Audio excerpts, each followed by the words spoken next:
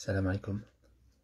Aujourd'hui, on va voir le passé récent. Le passé récent, on a une phrase « Je viens de finir mon travail ». Pour exprimer une action qui vient juste de se produire au moment où l'on parle. Là, quand je dis « Je viens de finir mon travail », là, l'action, elle est terminée. C'est une action que j'ai terminée, mais je viens juste de la terminer au moment où je parle. Et bien, dans ce cas-là, on va utiliser le passé récent. C'est un passé qui est récent, on vient juste de le faire.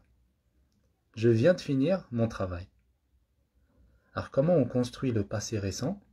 Donc, comme vous pouvez le voir, on utilise le verbe venir, on rajoute de et on rajoute le verbe à l'infinitif.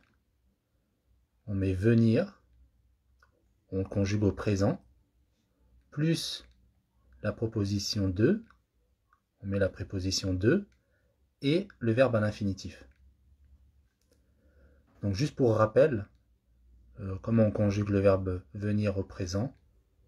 Je viens, tu viens, il vient, nous venons, vous venez, ils viennent. Voilà. Donc c'est assez simple, on conjugue le verbe venir au présent, on va dire je viens, tu viens, on rajoute la préposition de et ensuite le verbe à l'infinitif. Alors on a quand même un petit exercice. L'exercice, ça va être de choisir entre le passé récent ou le futur proche. Donc là, j'ai mis 4 questions et c'est à vous de choisir entre le passé récent et le futur proche. Bon, le futur proche, j'avais déjà fait un cours là-dessus. C'était le verbe aller au présent et après on mettait le verbe à l'infinitif. Il n'y a pas la préposition entre les deux. C'est le verbe aller et après le verbe à l'infinitif. La première question, il y a longtemps que tu es ici? Est-ce que tu pars en vacances cet été? Tu as vu David? Béatrice est en retard. Voilà, donc par rapport à ces 4 questions, à votre avis, on va utiliser le passé récent ou bien le futur proche? Donc là, j'ai mis quand même 4 réponses. Pour la première, il y a longtemps que tu es ici? Donc là, on va utiliser le passé récent. Par exemple, on va dire non, je viens d'arriver. Non, je viens d'arriver. Le verbe venir au présent et arriver à l'infinitif. Est-ce que tu pars en vacances cet été?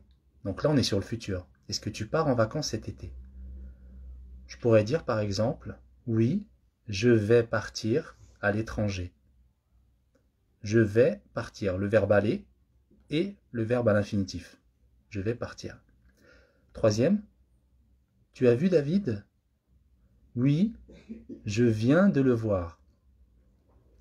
Je viens de le voir, donc passé récent. On a le verbe venir, je viens, et de voir.